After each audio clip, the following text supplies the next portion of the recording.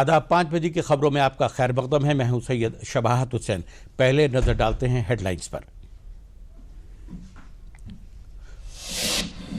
मरकजी वजीर दाखिला अमित शाह ने एक अखबार को दिए इंटरव्यू में कहा, शुमाल मशरिक में बाएं बाजू की शिद्दत पसंदी और कश्मीर में अलहदगी पसंदों के साथ साथ माओवादियों से जल्दी मुल्क को मिलेगी निजात।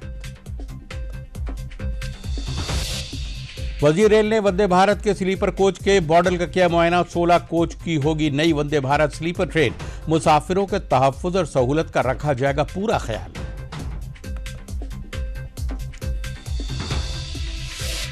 खानाबदोश जातों को मेन स्ट्रीम में जोड़ने के लिए सर्वे कराने का रियासती हुकूमत ने लिया फैसला। इन जातों का समाजी और माशी बुनियाद पर हो सकेगा शुमार।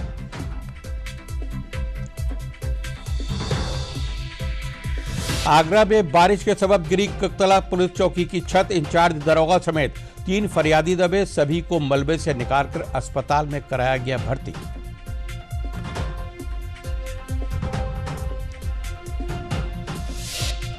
और आजमगढ़ जिले में एटीएस के छापेमारी में सीएमओ दफ्तर में जेर मुलाजमत खातून मुलाजमत समेत 3 लोगों को किया गया गिरफ्तार। फर्जी आईडी पर बन रहा था पैदाइशी सर्टिफिकेट।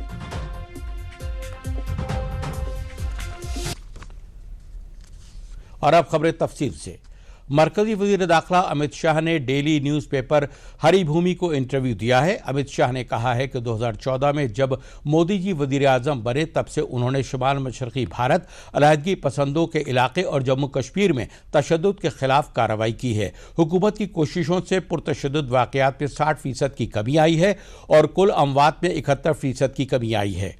वजीर दाखिला ने कहा है कि जम्मू कश्मीर से दफ़ा 370 हटाकर दहशतगर्दी के फलने फूलने के रास्ते बंद कर दिए गए हैं, जिसके सबब साल 2023 में रिकॉर्ड 2 करोड़ से ज़्यादा सयाह आए और 33 साल बाद सिनेमा हॉल खुले। उन्होंने कहा है कि जमहूरियत की कमान अवाम के हाथों में जाने से जमहूरियत की जड़ें मजबूत हुई हैं। जम्मू कश्मीर के सखावत और आज फिर से फलने फूलने लगी है। अमित शाह ने कहा है कि आज जम्मू मुल्क का वाहिद शहर है जहां IIT, IIM और एम्स हैं। उन्होंने बाएं बाजू की शिद्दत पसंदी पर कहा है कि मोदी हुकूमत रूथलेस अप्रोच के साथ बाएं बाजू की शिद्दत पसंदों को पूरे इकोसिस्टम को मुनज़्ज़म कर रही है। भारत मार्च 2026 तक मुकम्मल तौर पर नक्सलवाद से पाक हो जाएगा। मरकज़ वज़ीर दाखिला ने इंटरव्यू में कहा है कि आज मरकजी फोर्स ने न सिर्फ माओवादियों से लड़ाई लड़ रही है बल्कि तरक्याती सरगर्मियों की निगरानी भी कर रही है। मरकजी वजीर रेल अश्वनी वैष्णव ने बेंगलुरु में ही IBMLL की कारखाने में वंदे भारत ट्रेन के स्लीपर कोच के मॉडल का मुआयना किया। उन्होंने कहा है कि ट्रेन में मुसाफिरों की हिफाजत और सहूलत का पूरा ख्याल रखा जाएगा। ट्रेन का किराया तबके के बजट में मुतवस्सित होगा। आपको कम कीमत पर अच्छी सर्विस मिलेगी। वंदे स्लीपर, वंदे मेट्रो, वंदे चेयर कार और अमृत भारत, ये 4 गाड़ियाँ टोटली नए डिज़ाइन के साथ, इम्प्रूवमेंट के साथ बनाई गई है और लगातार ये ध्यान रखा गया है कि पैसेंजर्स की सेफ्टी, पैसेंजर्स की कन्वीनियंस और जो स्टाफ है इसमें, चाहे सर्विंग स्टाफ हो, चाहे मेंटेनेंस का स्टाफ हो, चाहे ड्राइवर की कैब हो, उन सब का विशेष ध्यान रखा गया है। ड्राइवर कैब के अंदर टॉयलेट है, एर्गोनॉमिक सीट्स हैं, जो सर्व कर रहे हैं उन सब के लिए स्पेशल फैसिलिटीज़ रखी गई है। मेंटेनेंस स्टाफ के लिए अलग से कैबिन रखा गया है, जिससे कि एक नए तरीके से सर्विस जो पैसेंजर्स लेते हैं। और दूसरी बात, ये मिडिल क्लास की सवारी के हिसाब से इसका फेयर रखा जाएगा, जिससे कि कहीं पर किसी को कोई दिक्कत ना हो, अच्छी सर्विस और अफोर्डेबल प्राइस। खबरों में आगे बढ़ने से पहले लेते ही ये वक्फा। Come on boys, let's go practice। अरे रुक यार, मेरे बैंक अकाउंट में गलत एंट्री का प्रॉब्लम हो गया। अरे तो बैंक को कंप्लेन करना। बैंक को लिखे 1 महीना हो गया है, बट वो गूगली पे गूगली डाले जा रहे हैं। तो RBI के लोकपाल को इन्फॉर्म करो। रुक, मैं समझाता हूँ। जैसे क्रिकेट में 3rd अंपायर, वैसे ही RBI का ओम्बुड्समैन। RBI कहता है अगर बैंक आपकी कंप्लेंट को 1 महीने में नहीं सुलझाता तो आप RBI के कंप्लेंट मैनेजमेंट सिस्टम पर ऑनलाइन कंप्लेंट कर सकते हैं। ये RBI का आसान तरीका है आपकी कंप्लेंट सुलझाने का, वो भी फ्री। RBI कहता है जानकार बनिए, सतर्क रहिए। वक्फे के बाद खबरों में आपका एक बार फिर से खैर मकदम है। चंदौली में अघोराचार्य बाबा कीनाराम के 425वें जश्न विलादत का हिज़्ब रवायत पूजन अर्चन के साथ आगाज हो गया। 300 साल पुरानी रवायत को निभाने के लिए रामगढ़ में अकीदतमंद बाबा के दर्शन पूजन के लिए बड़ी तादाद में पहुंचे। भद्रारे महीने के कृष्ण पक्ष चतुर्दशी के दिन बाबा की पैदाइश होती है, इसलिए इसे अघोर चतुर्दशी में कहा जाता है। सरोजा जश्न विलादत प्रोग्राम में वजीर आला योगी आदित्यनाथ के अलावा जिले के अवामी नुमाइंदे और लाखों अकीदतमंद शिरकत के लिए बाबा के आशीर्वाद लेने पहुंचे। मुल्क व बैरून मुल्क से आने वाले 1 लाख से ज्यादा अकीदतमंदों के लिए जिला इंतजामिया के जरिए पुख्ता सिक्योरिटी इंतजाम किए गए हैं। जिला कांवड़ियों ने मगरबी वाहनी गंगा के किनारे बल्लुआ घाट से पानी लेकर कोनेश्वर महादेव का जलाभिषेक किया। इसके बाद रवायत के मुताबिक बाबा की आरती की गई। भीड़ का अनुमान आप सब लोगों को ऑलरेडी है कि भीड़ काफ़ी संख्या में होती है और हम लोगों ने पर्याप्त यहाँ पर इंतजामात किए हैं, अंदर भी और बाहर भी, ताकि किसी प्रकार से परेशानी जो भी श्रद्धालु आएंगे उनको ना हो। लोगों को अंदर महिला पुरुष को अलग दर्शन करने की, जो भी यहाँ पर भोजन की व्यवस्था, प्रसाद की व्यवस्था होती है, उसके लिए प्रॉपर लाइन लगी रहे, सीसीटीवी की निगरानी रहे, पर्याप्त संख्या में पार्किंग की व्यवस्था रहे और ओपन स्पेसेस रहे, ताकि बरसात का मौसम है, अगर कहीं पर बरसात की स्थिति आती है तो लोग बिना भीगे कहीं पर आश्रय ले सके। ये सारी चीज़ों का ध्यान में रखते हुए हमने तैयारी की है। इलेक्शन कमीशन के जरिए जम्मू कश्मीर और हरियाणा असेंबली इंतखाबात के वोटों की गिनती की तारीख 4 अक्टूबर के बजाय 8 अक्टूबर 2024 की गई है। इस सिलसिले में मरकजी वजीर ममलकत JN चौधरी ने कहा है कि यह फैसला किसी सियासी पार्टी के जरिए नहीं लिया गया है, बल्कि यह इलेक्शन कमीशन का फैसला है जिसकी अपनी तंजीमी साख है। मुझे लगता है कि सभी पार्टियों को इस फैसले का एहतराम करना चाहिए, इसके पीछे कोई ना कोई ठोस वजह होगी। उन्होंने कहा है कि मुझे लगता है कि 4 दिन की ताखीर से किसी भी सियासी पार्टी के इम्कानात को नुकसान नहीं पहुंचना चाहिए। These decisions are not taken by a political party; they are taken by election commission, which has its own institutional credibility. So I think all parties must respect that decision. There must be a grounding and a basis for and a reason for these decisions, and doesn't affect a 4-day delay should not hurt any political party's chances. खबरों में आगे बढ़ने से पहले लेते हैं एक छोटा सा वक्फा।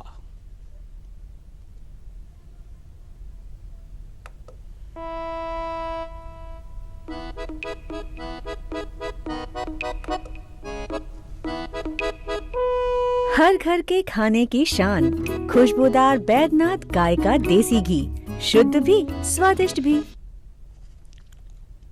वक्फे के बाद खबरों में आपका एक बार फिर से खैर मक़दम है।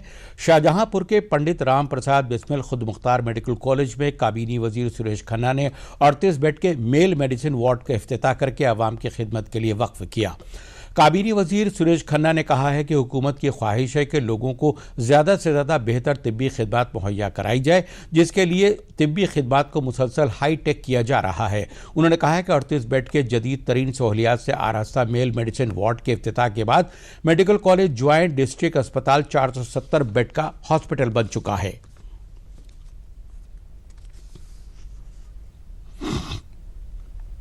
बेड्स फैसिलिटी हो उतना ज़्यादा अच्छा है। वर्तमान में 470 बेड हो गए। आज जो एक वार्ड का शुभारंभ किया गया वो उसमें 38 बेड्स नए जोड़े गए। ये हमेशा ऑक्युपाइड रहते हैं और जितने ज़्यादा से ज़्यादा मरीजों को सुविधा दी जा सके उतनी देने की सरकार की मंशा भी है और प्रधानाचार्य जी और अस्पताल का उनका स्टाफ भी यही चाहते हैं। मेरा अस्पताल की अभी बनाने की प्रक्रिया नहीं है, लेकिन आपको मालूम होगा ESI का अस्पताल कुआं रोड के ऊपर बनवा रहे हैं जो पैना क्षेत्र के रकबे में आता है और वो 20 बेड का अस्पताल है, extended up to 100 beds. Mau जिले में रियासती हुकूमत के वजीर बराए मेहनत व रोजगार अनिल राजभर ने आज़ाद ज़ात के दिन की तकरीब में शिरकत की। उन्होंने कहा है कि आज़ाद और खाना बदोश ज़ातों से जुड़े इस दिन का मकसद इन ज़ातों को मेन स्ट्रीम से जोड़कर उनकी फलाह व बहबूद करना है। उन्होंने कहा है कि मुल्क की आज़ादी में आज़ाद ज़ातों के इजदाद के ज़रिए दिए गए ताउन के बारे में नौजवान तबके को मालूमात होना चाहिए। उन्होंने कहा कि रियासती हुकूमत में आज़ाद ज़ात से मुतालिक एक सर्वे कराने का फैसला लिया है, जिससे इन ज़ातों के लोगों के समाजी, माशी और सियासी हालात का अंदाज़ा हो जाएगा।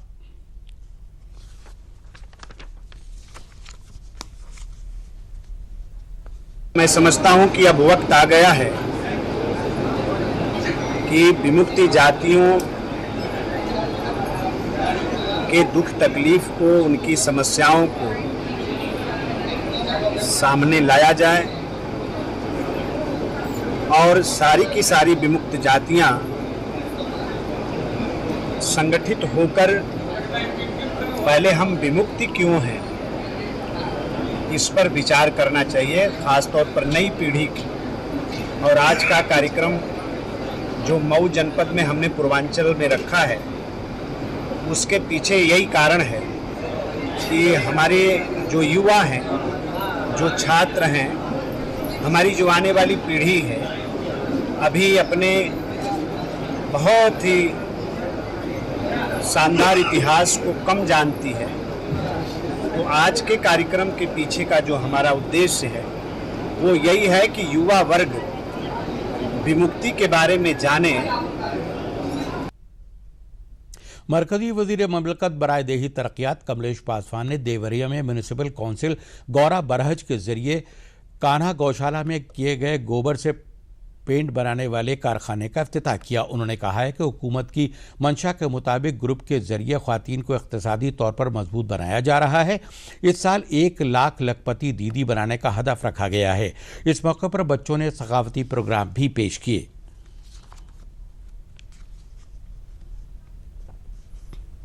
पेंट का उत्पादन यहाँ पे किया जाएगा, जो कि गौ माता के गोबर से निर्मित यहाँ पे पेंट बनाया जा रहा है। ये पेंट बहुत ही आपका कॉस्ट इफेक्टिव है, इसकी लागत बहुत कम है, ओडरलेस, इसमें कोई महक नहीं। आप चूँकि देखिएगा ये anti bacterial anti fungal paint है और यहाँ पे इसके उद्घाटन से पूर्व हमने हमारी महिलाओं ने 230 लीटर यहाँ पे डिस्टेम्पर बनाया था।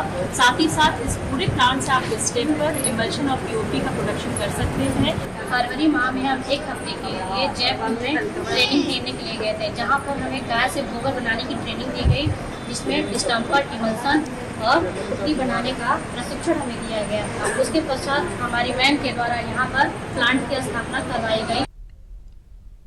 खबरों में आगे बढ़ने से पहले लेते हैं ये वक्फा।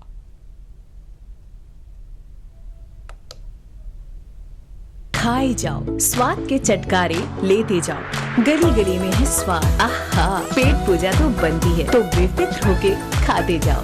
कब्ज और उससे संबंधित तकलीफों का समाधान, बैद्यनाथ कब्ज आहार दे, कब्ज में आराम, प्राकृतिक और सुरक्षित।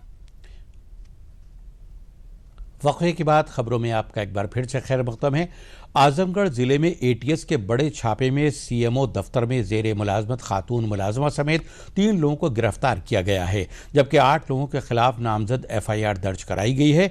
जो लोग इस सीआरएस पोर्टल पर मजाज आईडी का गलत इस्तेमाल करके बड़े पैमाने पर फर्जी पैदाइश व मौत सर्टिफिकेट बनाकर भारी रकम इकट्ठा कर रहे थे। इतला मिलने पर मुश्तबा शिवानंद से पूछताछ की गई और उसके इलेक्ट्रॉनिक डिवाइस में दस्तयाब मालूमात का मुआयना किया गया तो मालूम हुआ है कि फर्जी पैदाइश व मौत सर्टिफिकेट बनाने वाले सिंडिकेट की सरबराह सीएमओ दफ्तर में तैनात मुआहिदा मुलाजमा अनीता यादव है। अनीता यादव के इस काम में अनीता यादव उर्फ नन्हे यादव के जरिए ताउन किया जाता है। अनीता यादव और आनंद यादव के जरिए शिवानंद को भी फर्जी सर्टिफिकेट बनाने के लिए मुख्तलिफ आईडी मुहैया कराई गई हैं थी। थाना कोतवाली में कल जो एटीएस की हमारी जो लोकल टीम है, उनके जो टीम कमांडर है, उनके द्वारा एक मुकदमा पंजीकृत कराया गया और 3 लोगों को उनके द्वारा इसमें गिरफ्तार किया गया, जिसमें एक शिवानंद नाम के व्यक्ति हैं, दूसरे आनंद यादव नाम के व्यक्ति और एक अनीता यादव है जो संविदा कर्मी है। और ये जानकारी मिली है कि उनकी जो टीम है लगातार इसमें काम कर रही थी और जो सीआरएस पोर्टल है जहाँ से कि जन्म प्रमाण पत्र बनते हैं, जो भारत सरकार का एक पोर्टल है, उसी की जो आईडी है और उसकी आईडी और बाकी जो वहाँ से जो पोर्टल से जो जन्म प्रमाण पत्र जो बनाए जाते हैं, उस आईडी को फर्जी तरीके से इन लोगों के द्वारा दूसरे को उसका पासवर्ड और जो आईडी है वो दी जा रही थी और बड़ी संख्या में जो फर्जी जन्म प्रमाण पत्र उससे बनाए जा रहे थे। उसमें 3 लोगों को गिरफ्तार किया गया, जिसमें एक का नाम शिवानंद है, दूसरे हैं आनंद यादव नन्हे और तीसरी हैं अनीता यादव। और इसके अलावा 8 लोग और हैं जिनको नामजद किया गया है और कुछ अन्य अज्ञात व्यक्तियों को उसमें नामजद करते हुए और तहरीर दी गई। इसमें मुकदमा लिखा गया, 3 लोगों को गिरफ्तार किया गया, बाकी लोग हैं उन पर अब इसमें आगे की कार्रवाई की जाए। बाराबंकी जिले में वजीर आला अभ्युदय स्कीम का कामयाब नतीजा तलबा के लिए एक वरदान साबित हो रहा है। हाल ही में आए नीट, जेईई समेत मुख्तलिफ मुकाबला जाती इम्तिहान में जिले के निस्फ दर्जन से ज्यादा उम्मीदवारों ने कामयाबी हासिल करके जिले का नाम रोशन किया है। इन तलबा की कामयाबी को देखकर कमजोर माशी पस मंजर वाले तलबा के एतमाद में इजाफा हुआ है। जिला समाजी बहबूद अफसर सुषमा वर्मा ने कहा है कि चीफ मिनिस्टर अभ्युदय स्कीम एक अहम स्कीम है।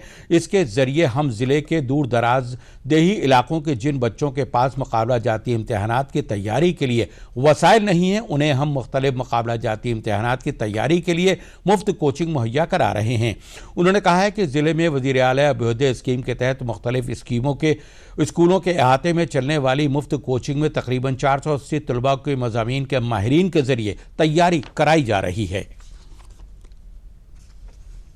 समाज कल्याण के अंतर्गत अभ्युदय कोचिंग बाराबंकी में संचालित है। ये मुख्यमंत्री की महत्वाकांक्षी योजनाओं में से एक है, जिसमें वो गरीब बच्चे जिनको परिवार में धन की कमी के कारण वो बहुत कुछ बनना है, लेकिन पैसे की कमी के कारण शायद वो क्लास वगैरह नहीं ले पा रहे हैं या उनको ये सुविधाएं नहीं मिलती हैं, ऐसे बच्चों को विशेषकर चिन्हित करते हुए इन क्लासों में हम लोग लाते हैं।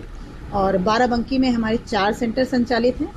डीएवी कॉलेज में है, जिला पुस्तकालय में चल रहा है, और हमारे दोनों एटीएस में 4 ये क्लास चलती हैं और लगभग इसमें 400 के बच्चे लाभान्वित हो रहे हैं। मैं इस अभ्युदय क्लासेस में पढ़ती हूँ। यहाँ पर बहुत ही अच्छी पढ़ाई, बहुत ही अच्छे टीचर्स पढ़ाते हैं। मैं माननीय मुख्यमंत्री जी का धन्यवाद देना चाहती हूँ। उन्होंने इतनी अच्छी सुविधाएं हम लोगों को उपलब्ध कराई हैं। मैं मुख्यमंत्री अभ्युदय योजना का छात्र हूँ। मेरा सपना था कि जो है मैं पीसीएस ऑफिसर बनूँ। मुख्यमंत्री जी की तरफ से जो अभ्युदय योजना निःशुल्क गरीब और आर्थिक रूप से पिछड़े बच्चों के लिए चलाई जा रही है, वो बहुत लाभदायी है। कई सारे बच्चे इस योजना का लाभ लेकर अपने सपने को साकार कर रहे हैं। लास्ट टाइम भी यहाँ पे मैं क्लासेस दे रहा था और बच्चों का बहुत बढ़िया, बहुत बेहतर परफॉर्मेंस है और ये जो योजना है बहुत ही सफलतम योजना है और मुख्यमंत्री जी को मैं धन्यवाद देना चाहता हूँ सब बच्चों की तरफ से और अपनी तरफ से भी कि इस तरीके की योजनाएं जो चलती हैं बच्चों का एजुकेशन लेवल भी बेटर होता है। लास्ट टाइम बहुत सारे स्टूडेंट्स यहाँ पे अलग अलग कॉम्पिटिटिव एग्जाम्स में सेलेक्ट भी हुए और बहुत बेहतर परफॉर्मेंस भी दिया जा रहा है बच्चों के द्वारा।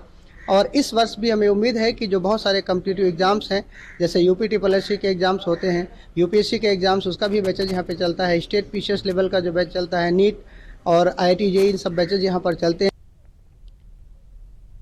वजारत बराए ख्वातीन अतफाल बहबूद आज से 30 सितंबर तक 7वां कौमी तग़ज़िया माह मना रहा है। इस साल इसका मकसद सुए तग़ज़िया से बड़े पैमाने पर निपटना है। मुल्क में सुए तग़ज़िया के खिलाफ मुहिम को कितने मौसर तरीके से हम देख रहे हैं, आइए देखते हैं ये रिपोर्ट। राष्ट्रीय पोषण माह भारत सरकार की प्रमुख पहल है, जिसका उद्देश्य गर्भवती महिलाओं, स्तनपान कराने वाली माताओं, किशोरियों और 6 वर्ष से कम उम्र के बच्चों के लिए पोषण के महत्व को समझाना है। हर साल राष्ट्रीय पोषण सप्ताह के लिए एक विशेष थीम निर्धारित की जाती है, जो पूरे सप्ताह के दौरान होने वाली गतिविधियों और कार्यक्रमों की दिशा निर्धारित करती है। 2024 में राष्ट्रीय पोषण माह की थीम है सभी के लिए पौष्टिक आहार। आज पोषण माह की शुरुआत हम कर रहे हैं। आज के इस पावन अवसर पर हम आप सब से यह आग्रह भी करेंगे कि हम इसको जन जन तक, ये जन जागरूकता का अभियान है, तो जन जन तक पहुंचाने में आप अपनी प्रतिबद्धता को भी दर्शाएंगे। जैसा हम सभी जानते हैं, हमारे उपनिषद में भी लिखा है, आहार सद्धो सत्व सद्धि, यानी जब आहार हमारा शुद्ध होगा तो हमारी चेतना भी शुद्ध होगी। महिला एवं बाल विकास मंत्रालय पूरे सितंबर 2024 को 7वां राष्ट्रीय पोषण माह मना रहा है। पोषण माह में मानव जीवन के महत्वपूर्ण चरणों, गर्भावस्था, शिशुअवस्था, बचपन और किशोरावस्था के बारे में व्यापक जागरूकता पैदा की जाती है। अभियान को देश के सभी हिस्सों और समुदायों तक पहुंचाने के लिए पूरे माह तक विशेष अभियान चलाया जाता है, जिसमें सक्षम आंगनबाड़ी बनाने का लक्ष्य भी शामिल है। जो हमारा मुख्य रूप से जो आयाम है इस पोषण माह का, एनीमिया पर जागरूकता, ग्रोथ मॉनिटरिंग, पोषण भी पढ़ाई भी, सही पूरक आहार, टेक्नोलॉजी आधारित पोषण, तो इसको हम कैसे नीचे स्तर तक आंगनबाड़ी केंद्रों के माध्यम से इस पोषण अभियान को जन जन पहुंचाने का हमें संकल्प हमने उठाया है। आंकड़ों की बात करें तो महिला एवं बाल विकास मंत्रालय ने कुपोषण के खिलाफ लड़ाई के लिए कई योजनाएं चलाई है। इन योजनाओं में मिशन पोषण 2.0, एकीकृत बाल विकास सेवा योजना, प्रधानमंत्री मातृ वंदना योजना, मध्याह्न भोजन योजना, किशोर बालिकाओं के लिए योजना, मां का पूर्ण स्नेह कार्यक्रम और पोषण वाटिकाएं शामिल हैं। इसके अलावा ग्रामीण क्षेत्रों में स्वास्थ्य सेवाओं के विस्तार, आंगनबाड़ी में कुपोषित बच्चों का आंकड़ा तैयार करने, स्वास्थ्य के क्षेत्र में खर्च को बढ़ावा देने और पोषण कार्यक्रमों को जन जन तक पहुंचाने सहित पोषक तत्वों से भरपूर खाद्य पदार्थों के उपयोग पर खास जोर दिया गया है। वाराणसी के काशी विश्वनाथ मंदिर में इस बार पहली मर्तबा जन्माष्टमी मनाई गई।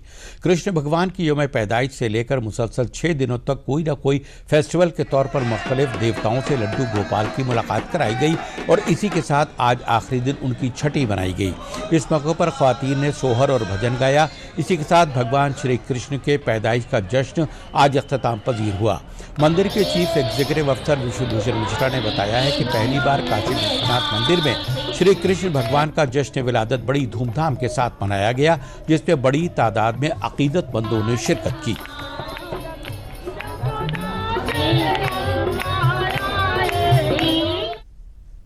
पहली बार कृष्ण जन्माष्टमी इतने धूमधाम से ज्योतिर्लिंग का बाबा विश्वनाथ के धाम में मनाया गया, जो बहुत पहले से मनाना चाहिए।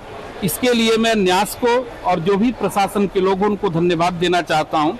धूमधाम से मनाया गया, शास्त्रीय विधि से मनाया गया। आज उनकी षष्ठी है, छठियार है, तो जैसा छठियार में जो है औरतें गान बजान करती हैं, ये तो भगवान का प्राकट्य हुआ है। तो इस अवसर पर भी मंदिर में देखिए चारों तरफ संगीत का, गीत का, वेदक ध्वनि का, शंखत ध्वनि का, घंटा ध्वनि का चारों तरफ वातावरण है। लड्डू गोपाल ने हमारे मंदिर धाम में स्थित समस्त देव विग्रहों से, समस्त देवताओं से उनके मंदिर में जाकर भेंट की। सबसे भेंट करने के बाद अगला दिन जो आज का दिन है, छठी का दिन है, आज उनकी विदाई का दिन था। तो दोपहर में भोग आरती में महादेव श्री काशी विश्वनाथ के साथ लड्डू गोपाल ने भोग आरती में सम्मिलित होकर भोजन प्राप्त किया, भोजन ग्रहण किया, प्रसाद ग्रहण किया और भोग ग्रहण करने के बाद वही भोग सभी भक्तों में वितरित भी किया गया। आगरा में थाना अछनेरा हलके की कुकथला पुलिस चौकी की छत गिरने से चौकी इंचार्ज दरोगा अनूप कुमार मिश्रा समेत 3 देही बाशिंदे जख्मी हो गए। यह हादसा उस वक्त हुआ जब कुकथला पुलिस चौकी के इंचार्ज अनूप कुमार मिश्रा चौकी दफ्तर में बैठकर फरियादों के मसाइल सुन रहे थे। तभी अचानक चौकी की छत मुनहदिम हो गई। इससे चौकी इंचार्ज, एक बच्ची और उसके वालिद मलबे में दब गए। आसपास के लोग और पुलिस एहलकारों ने मलबे में दबे तीनों लोगों को जख्मी हालत में बाहर निकाला और इलाज के लिए अस्पताल में भर्ती करा दिया। एसीपी अछनेरा SM उपाध्याय ने बताया है कि अवामी समात के दौरान यह हादसा हुआ है और सभी जख्मियों का अस्पताल में इलाज कराया जा रहा है। चौकी कुकथला थाना अछनेरा की छत अचानक गिर गई, जिससे वहाँ पर जो सुनवाई कर रहे SI under training Shri Anoop Mishra और मौके पर आए हुए फरियादी सखीलाल और उनकी बेटी, ये तीनों लोग घायल हो गए। सूचना मिलने पर तत्काल थाना स्थानीय की पुलिस मौके पर पहुंची और सभी घायलों को अस्पताल पहुंचाया गया, जहां उनका इलाज चल रहा है। सभी की स्थिति खतरे से बाहर है। मौके पर शांति व्यवस्था बनी हुई है। घटनास्थल का निरीक्षण उच्च अधिकारियों द्वारा भी कर लिया गया है। हापुड़ जिले में 7 मरीजों में डेंगू की तस्दीक हुई है।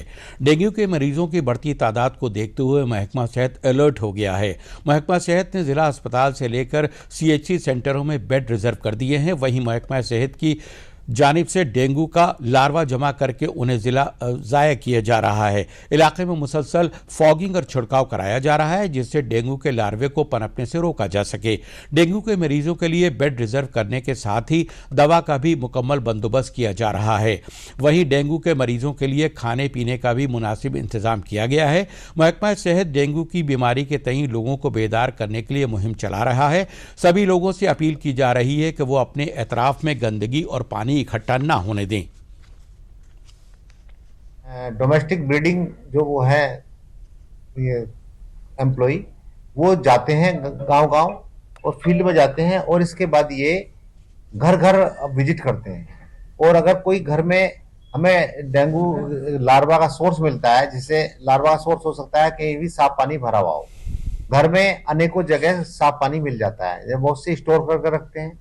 बहुत से व्यक्ति क्या करते हैं कि फ्रिज के पीछे जो ट्रे होती है उसमें गंदा पानी निकलता रहता है, पानी उसमें भी लार्वा हो सकता है।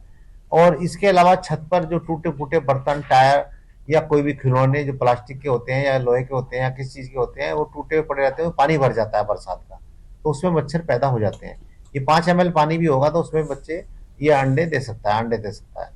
तो इस प्रकार हमें लोगों को जागरूक करना है, और डेंगू ऐसी बीमारी है, इससे जागरूकता ही जिसका असली वो है उपचार है एक तरह से, कि अगर हम जागरूक हैं, हम पानी कहीं भरने नहीं देंगे तो मच्छर पैदा नहीं होगा, और मच्छर पैदा नहीं होगा तो डेंगू भी नहीं होगा। अफ्रीकी ममालिक समेत दुनिया के कई मुल्कों में मंकी पॉक्स फैलने के बाद रियासती हुकूमत की हिदायत पर अलीगढ़ जिले में अलर्ट जारी किया गया है। दीनदयाल अस्पताल में पेडियाट्रिक वार्ड्स को इसके लिए रिजर्व किया गया है। बैरूनी ममालिक से जिला आने वाले हर शख्स की निगरानी महकमा सेहत की टीमें कर रही हैं। शबी होने पर सैंपल लेकर के जांच के लिए उसे KGMU लखनऊ भेजा जाएगा।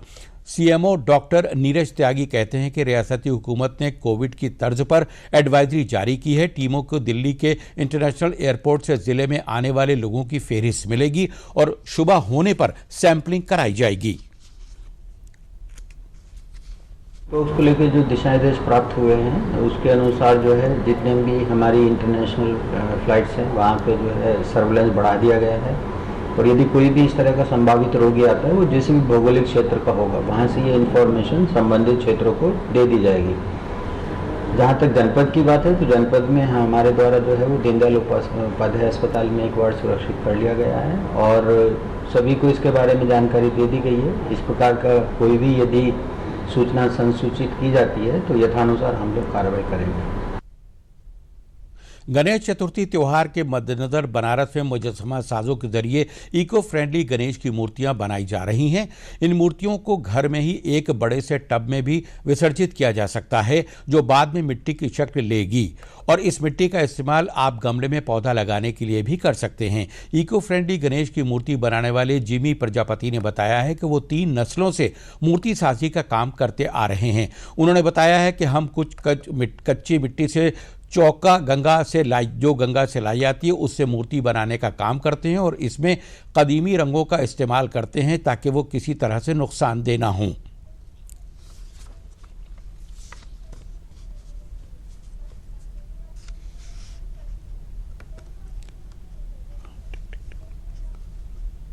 लखनऊ के लोगों को कल तवील अरसे के बाद KD सिंह बाबू स्टेडियम में फुटबॉल का मैच देखने का मौका मिलेगा।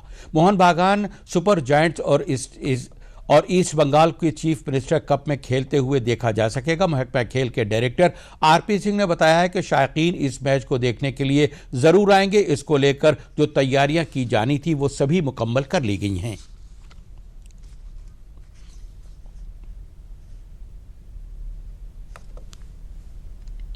मोहन बागान और ईस्ट बंगाल का प्रतीक्षित मैच कल दिनांक 2 सितंबर को यहाँ KD सिंह बाबू स्टेडियम में प्रारंभ होगा। जहां तक ग्राउंड की तैयारियां हैं, ग्राउंड पूरी तरह से तैयार है। गोल पोस्ट से लेके जो भी इनके डायस है हर चीज नया खरीदा गया है, और प्लेयरों के बैठने से लेकर के चेंज रूम तक पूरी ऐसी व्यवस्था की गई है। उनके बाथरूम से लेके सब कुछ नया कर दिया गया है, और मैं उम्मीद करता हूं कि जो हमारे ईस्ट बंगाल और मोहन बागान के जो खिलाड़ी आ रहे हैं उनको किसी प्रकार की असुविधा नहीं होगी। तो मैं उम्मीद करता हूं कि जो खेल प्रेमी है उसको एक अच्छा फुटबॉल मैच देखने को मिलेगा, तो स्टेडियम में आकर्षित जरूर होंगे, आके उसका लुत्फ जरूर उठाएंगे। इसी के साथ खबरों का सिलसिला यहीं पर खत्म हुआ। शबाहत हुसैन को दीजिए इजाजत। शब बखैर।